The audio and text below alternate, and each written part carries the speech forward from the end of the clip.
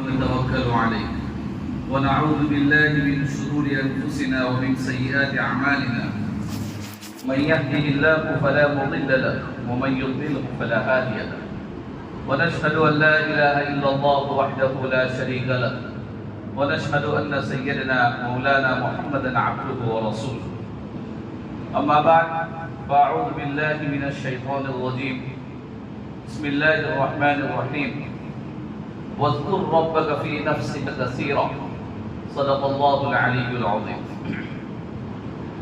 محترم دوستو بزرگوں، آپ حضرات کے سامنے جمعہ کے مختصر وقت میں دو باتیں عرض کرنی ہیں، ایک ماحول کے متعلق اور دوسری اپنے اولاد کے متعلق۔ پچھلی جمعہ میں نے آپ کو بتلایا تھا کہ اسلام کے اندر ہمارا جو اسلام ہے وہ اسلام صرف مردوں کا یا صرف مردوں کا یا صرف عورتوں کا نہیں، یہ اسلام بچپن سے جب بچہ ماں کے پیٹ میں ہوتا ہے وہاں سے لے کر قبر میں جانے تک ہر مومن کے اوپر ہر زمانے میں ہر عمر میں ہمارا اسلام ہمیں گائیڈنس کرتا ہے کہ اگر آپ بچے ہیں تو آپ کو کیا کرنا ہے، آپ جوان ہو رہے ہیں تو آپ کو کیسی زندگی گزارنی ہے، آپ ایک ہسبینڈ بن رہے ہیں، آپ ایک باپ بن رہے ہیں، آپ پھر سسر بن رہے ہیں اور ایک دادا اور آپ نانا بن رہے ہیں، تو آپ کی ذمہ داریاں کیا کیا ہونی چاہیے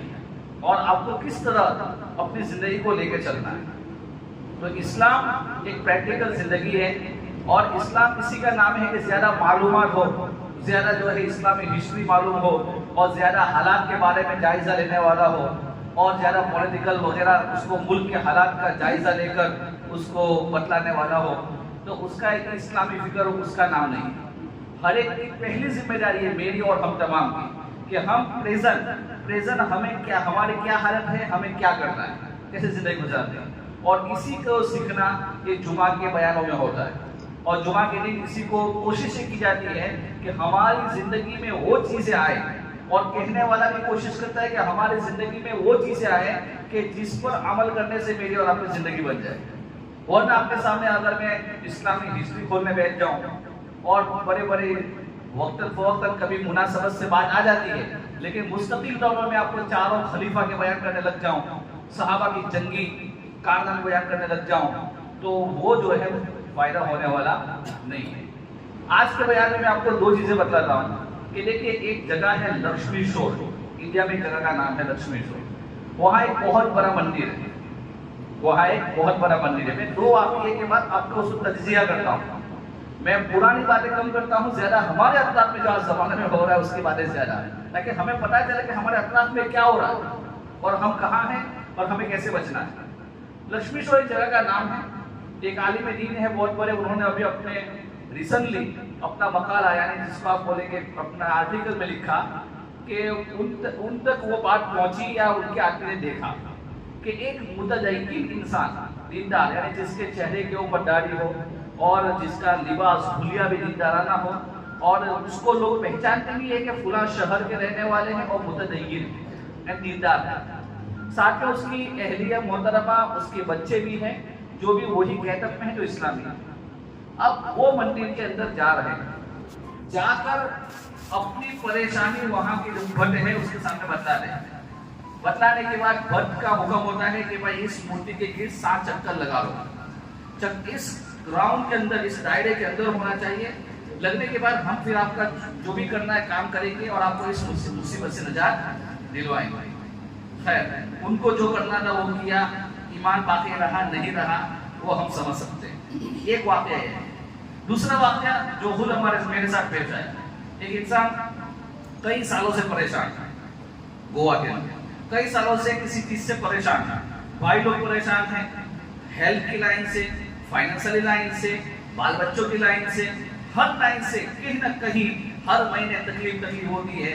انسان ڈاکٹر کے پاس جا رہا ہے کہ عاجز ہو جاتا ہے، اب انسان سوچتا ہے کہیں کسی نے کچھ کر تو نہیں کیا یا کہیں کچھ ہو نہیں گیا، ہوتا بھی ہے۔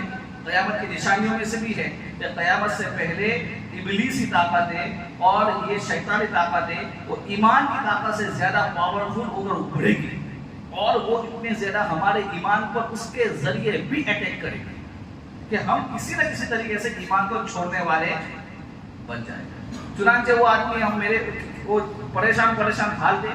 परेशानी के बाद अचानक जो मस्जिद मस्तूरा की तालीम होती है वहाँ उनकी बीवी चली गई, 1.5 महीने पहले की बात चली गई। तो जो औरतें हैं उन्हें बोला बहुत दिनों के बाद अब आए, क्या मामला है, अब आती नहीं है। उन्होंने कहा कि देखिए हमारी बच्ची जवान है, बेटा भी जवान है और हम लोग तकरीबन आखिरी 9 साल से परेशान था, परेशानी हमारी इस हालत की है। तो उन्होंने कहा कि भाई मरगांव में जाओ, उसकी सोच करके उनके पास जाओ, कुछ हल निकलेगा। वो मेरे पास आ गए। आने के बाद उन्होंने अपनी दास्तान सुनाई, एक छोटा मोटा वजीफा था। मैंने कहा कि फजर की नमाज पढ़ने के बाद पढ़ना है और ये कुछ पट्टे हैं, इस पट्टे से आपको गुस्ल करना है। तो 7 दिन के अंदर अल्लाह ने उनको फर्क नजर आ गया और उनकी सेहत सही हो गई। उसके बाद वो मगरिब के वक्त मेरे पास आए। कल आने के बाद मगरिब की नमाज के बाद 60,000 रुपये 7,000 रुपये निकाल के मुझे दे रहे हैं। मैंने क्यों? कहने लगे कि आपको मालूम नहीं है, आपने हमारा ईमान बचाया, आपने हमारा ईमान। ये 60,000 रुपया आखिरी है जो मैं आपको दे रहा हूँ, मेरे पास और कुछ नहीं है। लेकिन ये 60,000 रुपये आपने जो हमारे पीछे मेहनत की उसके सामने 7,000 कुछ नहीं है। अल्लाह ने आगे मुझे दिया तो मैं आपको एक बहुत बड़ी रकम दूंगा, लेकिन आप दे रहे हैं। वाकया क्या है? कल मगरिब की बात बता रहा हूँ। उन्होंने बताया हम 9 साल से परेशान हैं। परेशानी की वजह से हम तबलीग वाले हैं, लेकिन हमने कोई दरगाह भी नहीं छोड़ी और कोई मंदिर नहीं छोड़ा, कोई दरगाह भी नहीं छोड़ी, कोई मंदिर भी नहीं छोड़ा। इसके 2 वाकयात मैं इसका तजिया करता हूँ कि आज हमारे घर के बात असल है बच्चों की तरबियत की। तो हम मुसलमान अपने बच्चों की तरबियत, जब हमारे घर का माहौल इस टाइप का हो और हम इस हद तक पहुंच चुके हो, मेरे दोस्त बुजुर्ग को यकीन मानिए कि हम अपने बच्चों की तरबियत कैसे करें। हम अपने औलाद को कौन सा दीन बतलाएंगे, हम अपनी औलाद को कौन से दीन की परवरिश करेंगे। कि हाल हमारा यहाँ तक पहुंच चुका है कि औलाद की तरबियत तो दूर की बात है, यहाँ माँ बाप भी शिर्क के अंदर मुब्तला है। कुछ लोग हैं समझदार जो वाकया को जिक्र करते हैं, वरना बहुत सारे मुसलमानों की तादाद बहुत सारी। पिछले दिनों के अंदर गोवा के एक फैमिली अहमदाबाद जा रही थी, 9 महीने पहले का वाकया, अप्रैल का वाकया। अहमदाबाद जा रही थी, अपना सामान लगेज फर्स्ट टाइम ट्रेन में जा रहे थे, वो भी अच्छी ट्रेन में, हमेशा प्लेन से जाते हैं। ट्रेन में जाने का एक शौक था, जा रहे हैं। अहमदाबाद उतरने से पहले 10 मिनट पहले उनकी जो छोटी बैग थी जो अपने पास स्पेशल थी औरत के पास, उनमें तकरीबन 10 से 12 तोला सोना से चोरी हो गया। चोरी होने के बाद अहमदाबाद जाके केस वेस जो भी करना था पुलिस में गए, किया। वाकया वो नहीं है, वाकया एक शोहर कह रहा है अल्लाह का था, अल्लाह ने ले लिया, छोड़ो। औरत कहा कि नहीं मेरी चीजें मैं छोड़ूंगी नहीं, मैं छोड़ूंगी नहीं। तो न छोड़ने के लिए मौलाना से लेकर मंदिर तक पहुंच गए। वहां जाके भी इलाज, इसका इलाज क्या है, मुझे मेरा सोना चाहिए। दुनिया की जो मोहब्बत है, माल दौलत की जो मोहब्बत है, आज इंसान को हमको अंधा कर दिया है। और ईमान को छोड़ने के लिए ये उम्मत राजी हो चुकी है। ये उम्मत का हाल है। मौलाना सच्चा साहब नौमानी दामन बरकातुहू का हाल ही का जो बयान है, उन्होंने कहा है कि ये चीजें आज से तकरीबन 10 साल पहले नहीं थी। पहले भी लोग बीमार होते थे, पहले भी लोग बिजनेस में नुकसान वगैरह होता था, अल्लाह का ताला ने ले लिया। लेकिन आखिरी 10 सालों में जो माल की लालच, बड़े बनने की लालच और दुनिया की जो लालच इतनी बढ़ गई है कि उसके लिए किसी भी हद तक जा सकते हैं, किसी भी हद तक जा सकते हैं। और मार्केट के अंदर मैं आपको एक चीज बतला दूं जो बाद में शायद याद ना आए।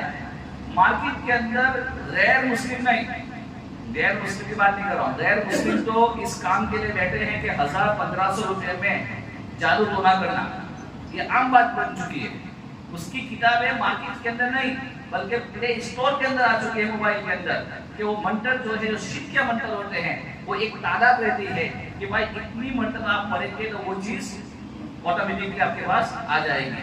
तो यहाँ पर जो है गैर मुस्लिम, मुसलमान वो भी दीनदार अपना धंधा चलाने के लिए सिफली अमल बोलते हैं। इसके लेवल है तकरीबन 7 लेवल उलमा ने बयान किए हैं। तो ये लेवल तक वो उलमा पैसे के खातिर ये अमल भी कर रहे हैं कि भाई किसी न किसी तरीके से हमारे पास माल दौलत आए। मैंने क्या मौसम जैसा नौमानी किया, بات سمجھ میں آئی؟ یہ درمیانی بات ہے. تو ایک چیز اولاد کی تربیت کے لیے سب سے پہلی چیز ہے ماحول. ہمارے گھر کا ماحول جب تک ٹھیک نہیں ہوگا تب تک جو ہے ہمارے اولاد زندہ نہیں بن سکتی. ہماری اولاد کو ہم ایمان جیسی قیمتی چیز ان کو نہیں دے سکتے. ہماری اولاد کو ہم یہ چیزیں نہیں دے سکتے. ڈاکٹر اسرار احمد انتقال جو پاکستان والے وہ کہتے ہیں کہ ایمان کے بعد سب سے قیمتی چیز جو اولاد کو ملنی چاہیے ایک ماں باپ کی طرف سے، کہا میری زندگی کا ریسرچ. وہ ڈاکٹر صاحب سب جانتے ہیں کہ میری زندگی کا ریسرچ ہے کہ اولاد کو اپنے ماں باپ کی طرف سے ایمان کے بعد سب سے قیمتی چیز جو ملنی چاہیے وہ قرآن ہے.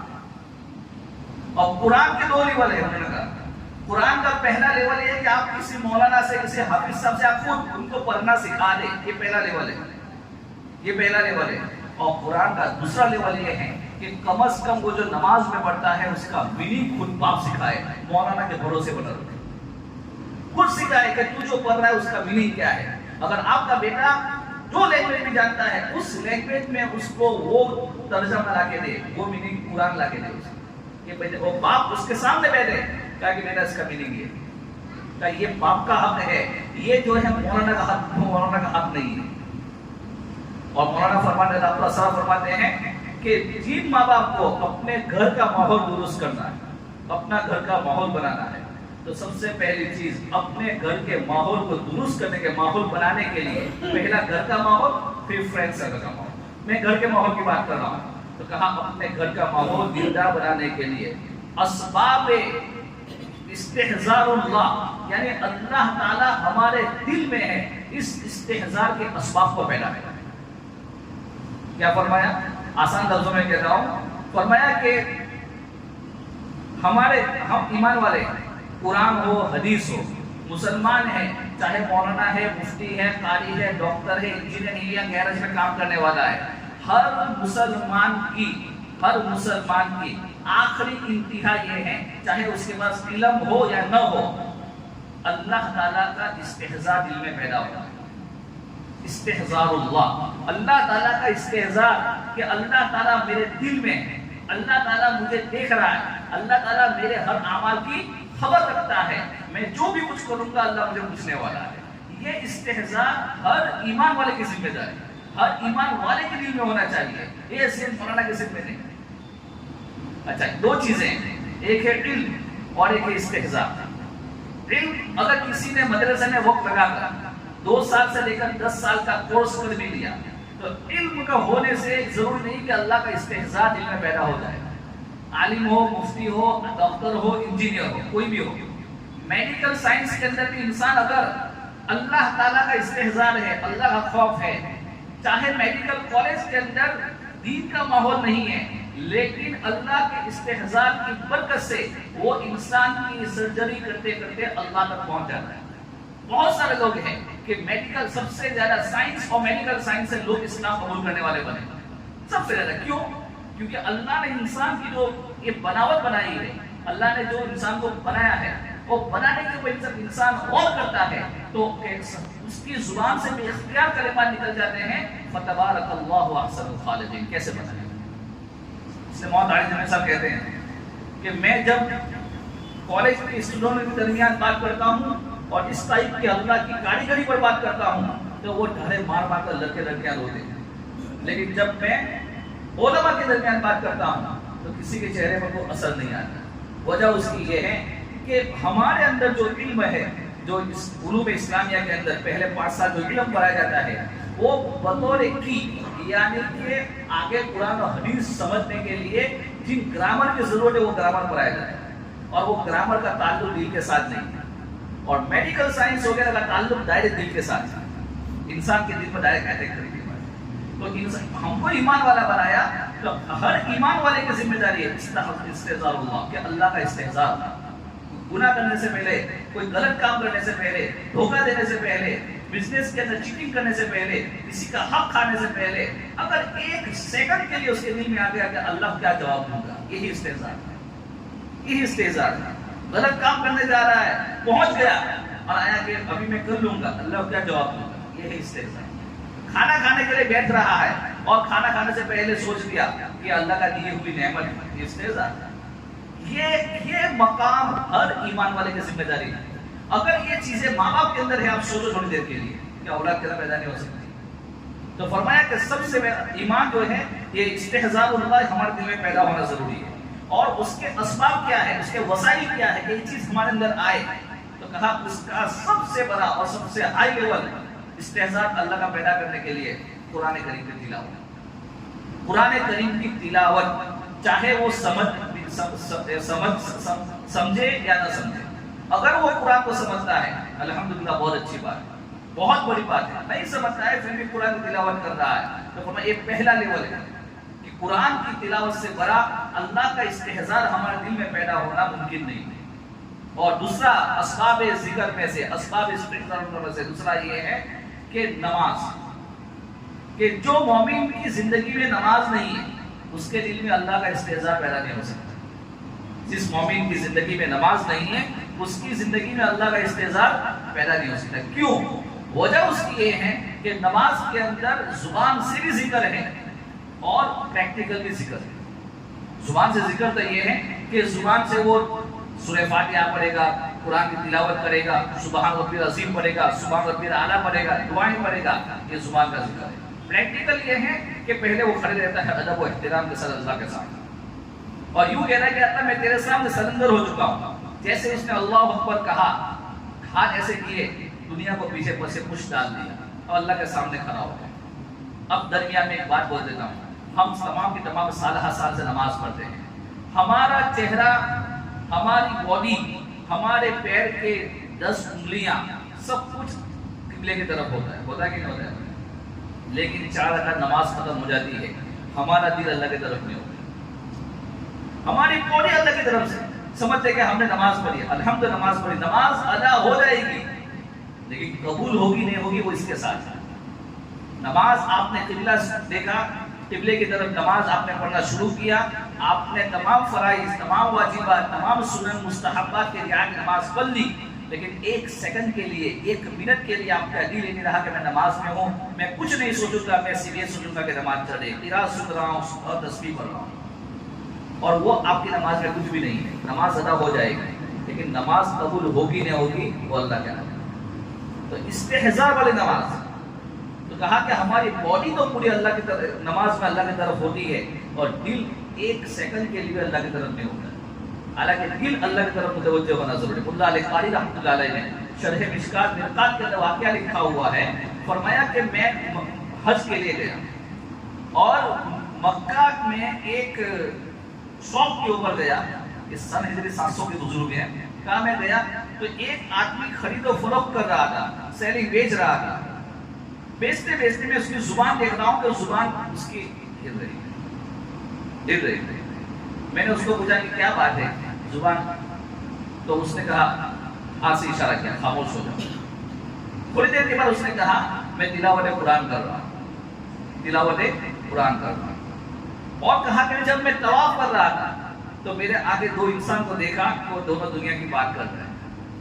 تو اللہ علیہ قاری رحمۃ اللہ لکھتے ہیں انسان بازار میں ہے لیکن چونکہ اللہ کا استحضاء ہے تو بازار میں ہوتے ہوئے بھی اس کا دل کعبۃ اللہ سے لگا ہوا ہے. اور ایک انسان کعبۃ اللہ کے بازو میں ہے لیکن دل میں دنیا ہے تو کعبۃ اللہ کے ہوتے ہوئے بھی اس کا دل دنیا میں لگا ہوا ہے. کعبۃ اللہ سے قریب ہونا، دور ہونا اسلام میں کوئی معنی نہیں رکھتا. آپ مدینے میں رہتے ہیں، مکہ میں رہتے ہیں، اس کا کوئی معنی نہیں رکھتا ہے. معنی یہ رکھتا ہے کہ آپ جہاں کہیں ہیں آپ کا دل میں کیا ہے. تو فرمایا کہ اللہ کا ذکر. نمبر 2 کہ ہماری نماز کی جو ہے ایک دوسرا یہ ہے کہ اگر ماں باپ کی زندگی میں نماز ہے تو گھر کے اندر تلاوت کی برکت سے اور نماز کی برکت سے اللہ بہترین ماحول پیدا فرمائے گا. نمبر 3 مسنون دعائیں. بیت الخلا میں جانے کی دعا ہے، ٹوائلٹ سے باہر نکلنے کی دعا ہے، کھانے کی دعا، کھانے کے بعد کی دعا، کپڑے پہننے کی دعا، آئینے میں دیکھنے کی دعا، حتیٰ کہ اپنی بیوی کے ساتھ اگر صحبت کرتا ہے اس کی بھی دعا ہے. اللہ کے نبی نے ہر موقع پر دعا فرمائی. صبح اٹھتے ہیں، صبح اٹھنے کے بعد کہا کہ آنکھوں مل لو اور دعا پڑھو. مسجد کی طرف جا رہے ہیں تو کہا کہ اللہ میرے باڈی میں نور عطا فرما، میرے کان میں نور عطا فرما، میرے آنکھوں میں نور عطا فرما. کتنی زبردست دعا ہے. सूरज निकल रहा है, अल्लाह के नबी ने कहा ये दुआ पढ़ लो। ये तमाम की तमाम दुआ क्या है? देखो, जो इंसान मसनून दुआ की पाबंदी करता है, 3 चीजें मैंने बयान कर रहा हूँ। पहली चीज कुरान करीम की तिलावत, नंबर 2 नमाजों की पाबंदी, घर का हर फर्द, और नंबर 3 मसनून दुआ का एहतमाम। ये 3 चीजें जो है ये हमारे घर को जन्नत का बाग बना देगी, ये हमारे दिल के अंदर सुकून पैदा फरमा देगी। आज हमारे ये जो कंट्रीज है, India, Pakistan, Bangladesh, Asian country है, जहां कमाने के लिए जैसे असबाब चाहिए, जैसे कमाने के लिए जैसे वसाइल चाहिए, वैसे नहीं है भाई? नहीं। जो यूरोप में 1 घंटे के अंदर या 1 दिन में, 1 महीने में वो कमाता है इंसान जो यहाँ साल में नहीं कमाता। लेकिन यूरोप में रहने वाला इंसान वो ये कहता है कि सुकून यहाँ पर है, पैसा वहां पर है, सुकून यहाँ पर है। बात समझ में आ रही है? पैसा यहाँ पर है, पैसा वहां पर है, सुकून यहाँ पर है। अभी 2 दिन पहले का जो मोहम्मद आरिफ जलसा का बयान है, उनमें उन्होंने यही बात कही है। यूरोप ने अपने आप को और अपने कंट्री को बहुत डेवलप किया, इतना डेवलप किया कि यहाँ इंसान सिर्फ घूमने के लिए, सैर और तफरीह के लिए, इंजॉय के लिए आ सकता है, लेकिन ये कंट्री रहने के काबिल नहीं है। वहां किसी ने मौलाना को कहा, जो 56 ईयर्स से इंग्लैंड में मुकीम है, 6 बेडरूम का उसका बंगला है और बहुत बड़ा बिजनेस है, वो मौलाना को कह रहा है कि ये जो कंट्री है, हम जिस कंट्री से आए हैं, ये जो कंट्री है, हमने सब कुछ किया, लेकिन 56 ईयर्स के बाद भी सुकून नहीं। वहां का आदमी कह रहा है। मौलाना ने कहा कि जिस घर में और जिस दिल में अल्लाह ना हो, वो मदीना में रहकर भी सुकून नहीं हासिल कर सकता। जिस घर में और जिस दिल में अल्लाह ना हो, तो वो मदीना मुनव्वरा में रहकर भी सुकून नहीं हासिल कर सकता। ये सुकून का ताल्लुक और ये हम इत्मीनान वाली जिंदगी का ताल्लुक ये जमीन के टुकड़ों के साथ नहीं है, ये काबतुल्लाह की दीवारों के साथ नहीं है। कहा अल्लाह ताला किस दिल में रहता है। अगर कोई भी इंसान अल्लाह को पाने के लिए कोशिश शुरू करता है, जैसे 3 चीजें मैंने बतलाई, कुरान करीम की तिलावत समझो कि आधे शुरू कर दी। अब याद रखिए, ईमान वाला मोमिन और डिप्रेशन, साइंस भी कहती है, उलमा भी कहते हैं, ये दोनों जमा नहीं हो सकते। कोई ईमान वाला यूं कहे कि मैं डिप्रेशन में हूं, इम्पॉसिबल। क्यों? कि उसकी जिंदगी में ये 3 चीजें नहीं है। इस पर बहुत बड़ा रिसर्च है कि जिस ईमान वाले की जिंदगी में कुरान करीम की तिलावत पाबंदी के साथ, नंबर 2 नमाजों का एहतमाम फिक्र के साथ, वो देखता है नहीं अभी सुबह का टाइम है, मैं जाना है, असर का टाइम हो जाना है, ये नहीं मैं बाद में अकेला पढ़ लूंगा, नहीं बाद में 5 मिनट दोनों नमाज साथ में पढ़ लूंगा, वो वाला मामला नहीं। नमाज की फिक्र और नमाज में सुकून के साथ पढ़ता है। 2 और नंबर 3 वक्त मसनून दुआएं वगैरह जो है उसका एहतमाम जितनी हो सके। मसनून दुआ के बारे में उलमा फरमाते हैं कि मसनून दुआ में 2 चीजें नसीब होती है। नंबर 1, एग्जाम्पल बैतुल खला में आप जा रहे हैं या मस्जिद में आ रहे हैं, दुआ क्या है मस्जिद में आने की? अल्लाहुम्मा अफ्तह ली अब्वाब रहमतिक, ठीक है, पहले दुरूद शरीफ पढ़िए। ये दुआ किसकी जुबान से निकली? ये दुआ किसकी जुबान से निकली है? पहले बोलो, नबी करीम सल्लल्लाहु अलैहि वसल्लम। नबी करीम सल्लल्लाहु अलैहि वसल्लम की जुबान से निकले हुए अल्फाज, ये आप उसकी मिसाल यूं समझ लीजिए, आपके पास मोबाइल या लैपटॉप या टैबलेट है, उसका एक पासवर्ड है, पासवर्ड आप भूल गए, जब तक आपका सही पासवर्ड नहीं लगेगा तब तक वो भूलेगा नहीं। तो हमारी जिंदगी के अंदर जितने रॉन्ग पासवर्ड लगे हैं, अगर सही पासवर्ड लगाना है तो ये मसनून दुआ का एहतमाम है। आपने एक दुआ पढ़ ली, अल्लाहुम्मा अफ्तह ली अब्वाब रहमतिक, और अल्लाह के नबी से निकले हुए जुबान के अल्फाज है, और एक तो आपने दुआ पढ़ी है ना, अल्लाह से मांगा। नंबर 2, आपने वो अल्फाज से मांगा जो कायनात के सरदार ने मांगा है, मोहम्मद रसूलुल्लाह सल्लल्लाहु अलैहि वसल्लम।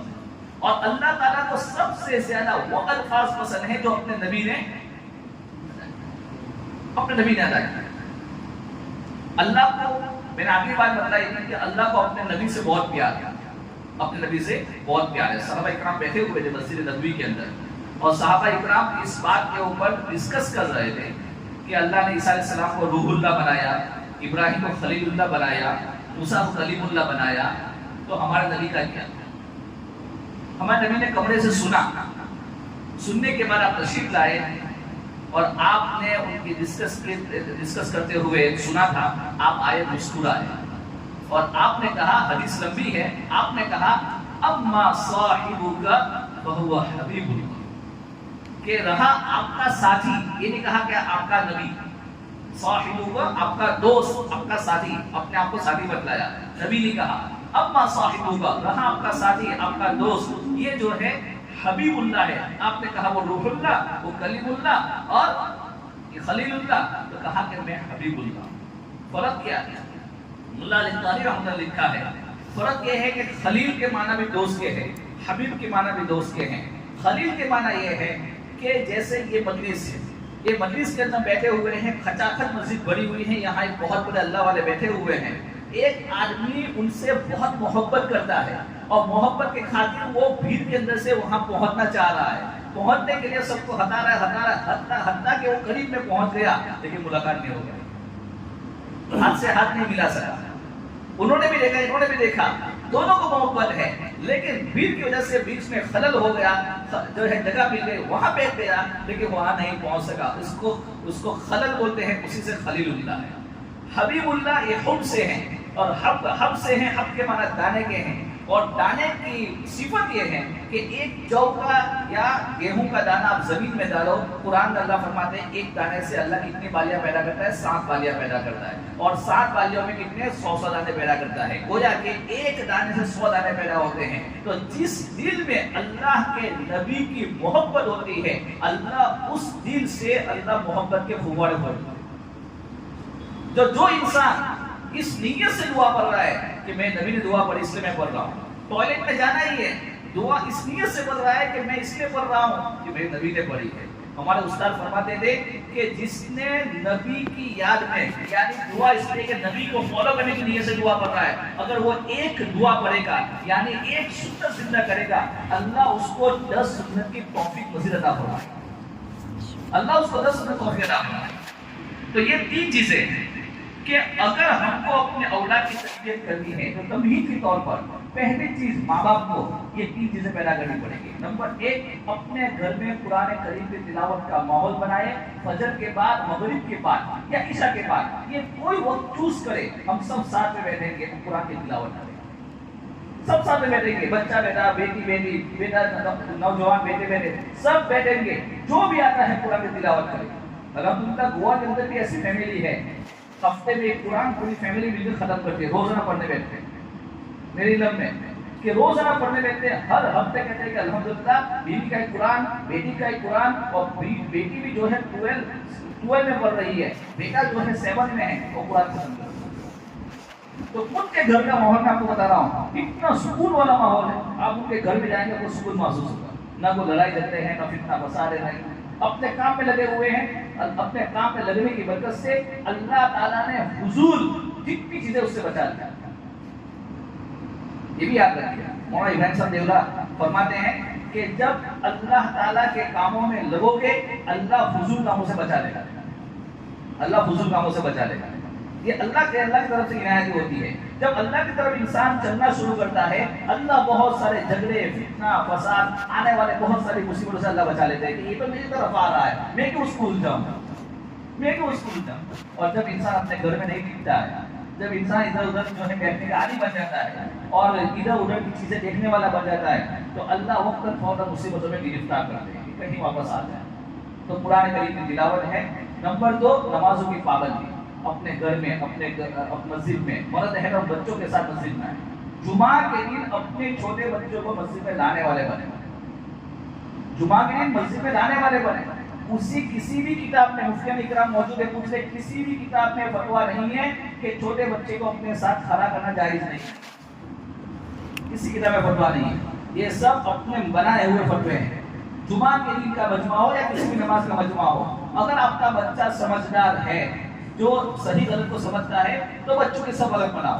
لیکن بچہ مستی والا ہے یا چھوٹا ہے اور باقی صافی کی آپ ہم کو اہتمام کرتا ہے، تو بچے کو ساتھ میں کھڑا کرو، ساتھ میں کھڑا کرو، کوئی نماز مقروء نہیں ہوتی اور نہ نماز کے اندر خلل پیدا ہوتا ہے۔ بچہ کھیل رہا ہے، کھیلنے دو، آپ نے بہت سارے ویڈیو دیکھے ہوں ترکی کے، کہ ترکی کے اندر باقاعدہ مسجدوں کے اندر پیچھے بچوں کو کھیلنے کے لیے جگہ بنائی، بچے کے ساؤتھ افریقہ کے اندر بنائی.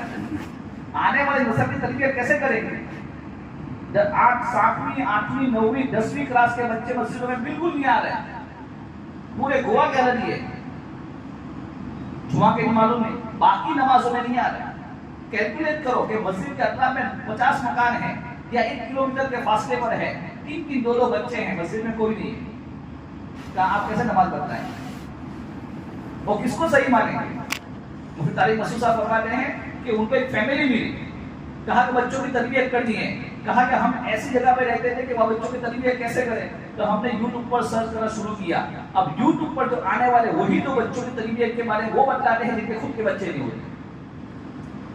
یوٹیوب پر جتنے اسکالر کے نام سے بیٹھتے ہیں، نہ ان کے پاس دین کی کوئی سند ہے، نہ انہوں نے جو حدیث کس سے پڑھی ہے نہ کوئی سند ہے، نہ قرآن کی آیت کا میننگ کس سے سیکھا ہے ان کی سند ہے، اور وہ اسکالر کے نام سے بیٹھ گئے اور وہ موٹیویشنل کے نام سے بچوں کے ذہن کو ایسا گھماتے ہیں کہ وہ بچہ نہ باپ کا نہ ماں کا رہتا ہے. اب آپ ایسی چیزیں بتلائیں گے تو کیا حال ہوگا؟ تو بچوں کو نمبر 1، پچھلے ہفتے میں نے نام وغیرہ کے بارے میں بتایا تھا، بچوں کو یہ 3 گھر میں سکھائے. چوتھی چیز اسلامی شعائر کے بارے میں بتلائے. یہ مسجد اسلامی شعائر اسلام کی پہچان میں سے، ان کا ادب کیسے کرنا ہے، اس کا احترام کیسے کرنا ہے، مسجد میں سکون کیسے ملتا ہے، مسجد میں اللہ سے کیسے مانگنا ہے، مسجد میں آ کر کیسے بیٹھنا ہے، آہستہ آہستہ بچوں کو چیز سکھائے. اسلامی شعائر کیا ہے، قرآن کیا ہے، اس کا ادب و احترام کیا ہے، علماء کون ہے، علماء کا مطلب میننگ کیا ہے، اس سے ہمیں کیا مطلب، اس سے کیا واسطہ ہونا چاہیے، ان سے ہمیں کیسے فائدہ اٹھانا چاہیے. یہ اسلامی شعائر ہے، من شعائر اللہ، اس کو بدلانا. یہ کلیکٹیو چیز ہے. پوری دنیا تو مسلمانوں کو دہشت گرد بتاتے ہیں، اسلام دہشت گرد ہے، پوری دنیا کا جو چل رہا ہے وہ یہ ہے. لیکن مسلمانوں میں آپس میں مولوی لوگ اس زمانے کے علماء سو ہیں. حدیث شریف میں آتا ہے کہ صحابہ نے پوچھا کہ اللہ کے نبی سب سے بدترین لوگ کون ہیں اس زمین کے نیچے، تو فرمایا کہ سب سے بدترین لوگ علماء ہیں. پھر صحابہ نے پوچھا کہ سب سے بہترین لوگ کون ہیں، کہا علماء ہے. پھر اللہ کے نبی نے فرمایا کہ ایسے سوال مت کرو. تو اس سے علماء نے کہا کہ قیامت سے پہلے 2 قسم کے علماء ہوں گے، علماء سو یعنی برے علماء، اور دوسرے اچھے علماء ہوں گے. جو علماء دین کے سنتوں کے، اللہ کے نبی کے سنتوں کی اپنی زندگی میں فالو کر رہے ہیں، اپنی زندگی ان کے پاس رحم دلی ہے، ان کے پاس جو ہے اللہ نے علم دیا، اپنے علم پر خود عمل کر رہے ہیں، ویسے علماء کا دور کر اس سے تعلق رکھو. یوٹیوب پر جائیں گے، وہاں وہ عالم کہاں کا ہے، کہاں پڑھا ہے، کیا سیکھا ہے، کچھ معلوم نہیں، اور کسی کو بھی پکڑ کر آپ فالو کرنا شروع کر دیں گے، اس کی بات کو ماننا شروع کر دیں گے، کہاں جا کے گریں گے ہمیں معلوم نہیں. اس لیے اپنے گھر کا ماحول درست کرے اور اپنے ایمان کی حفاظت کرے، اپنے آنے والے اولاد کی تربیت کرے. کیوں؟ اس زمانے میں ابھی جس وقت پریزنٹ ہم جی رہے ہیں، ہمارے پاس مسلمانوں کے پاس اس وقت برے صغیر کے خاص کر مسلمانوں کے پاس کوئی ایسی تنظیم یا کوئی ایسی تحریک یا کوئی ایسا ادارہ نہیں ہے کہ جہاں ہم 100% یقین کے ساتھ اپنے بچوں کی تربیت کے خاطر ان کو وہاں بھیج سکیں. کوئی نہیں. اسکولوں کا ماحول، کہ اسکولوں کا ماحول اللہ کی پناہ، اس وقت اسکولوں کا ماحول ہے اللہ کی پناہ. کہا کہ بچوں کا گھر کے ماحول اگر آپ کا درست ہے تو نمبر 2 ماحول بچوں کی تربیت کے لیے اس کے فرینڈ سرکل کا ماحول درست کرو. فرینڈ سرکل کا ماحول درست کرو. فرینڈ کو دیکھ کر فرینڈ بگڑتا ہے، اور اس کے اوپر انشاءاللہ فرینڈ سرکل آئندہ جمعہ کو بات ہوگی. اتنے بچے بگڑے، اچھے گھر کے بچے چرسی بن گئے، اچھے گھر کے بچے ماں باپ بہت نیک ہے، لیکن اولاد ان کے ہاتھوں میں نہیں ہے. کیونکہ باہر کا جو فرینڈ کا ماحول ملا، فرینڈ کو دیکھ کر انہوں نے اپنی زندگی کا تباہ ہوا بات کر. لڑکیوں کے بھی ہو گئی، لڑکوں کو بھی ہو گئی. اب روزانہ آپ کے ہمارے سامنے ایسے واقعات ہیں کہ مسلمان لڑکیاں کہاں سے لوگ پکڑ کے لا رہے ہیں، کہاں منہ کالا کر رہی ہے، اور کہاں اپنی عزت کو نیلام کر رہی ہے. افسوس ہوتا ہے کہ ہمارے لیے کتنا بڑا گناہ ہے کہ دوسرے مذہب والے اس کو گناہ سمجھے نہ سمجھے. اسلام کے اندر شرک کے بعد جو بڑے گناہ شمار کیے گئے اس میں ایک زنا ہے.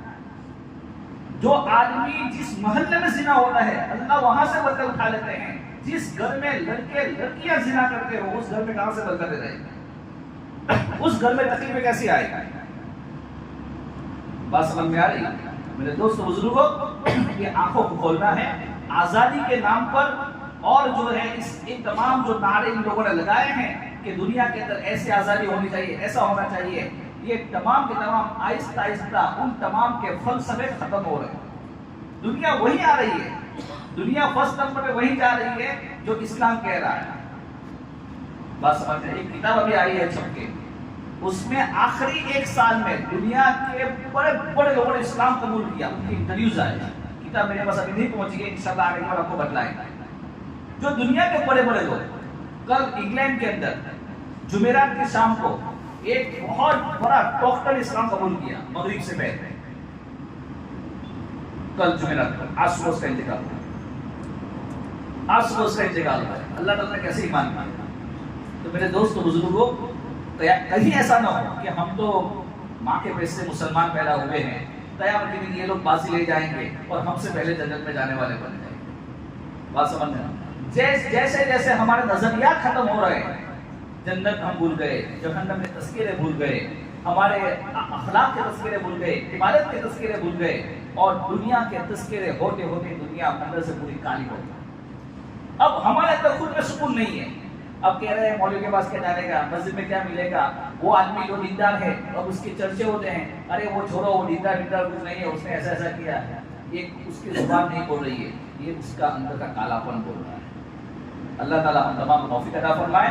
تو آج کا پیغام یہی ہے کہ ہم جو ہے قرآن کو پڑھنے والے اور نمازوں کی پابندی ہر جگہ پڑھنے والے، اور نمبر 3 جو ہے مصنون دعا کا اہتمام کرنے والے بنے، اپنے بچوں کو سکھانے والے بنے۔ اللہ تعالیٰ ہمیں توفیق نصیب فرمائے۔ وآخر دعوانا الحمدللہ۔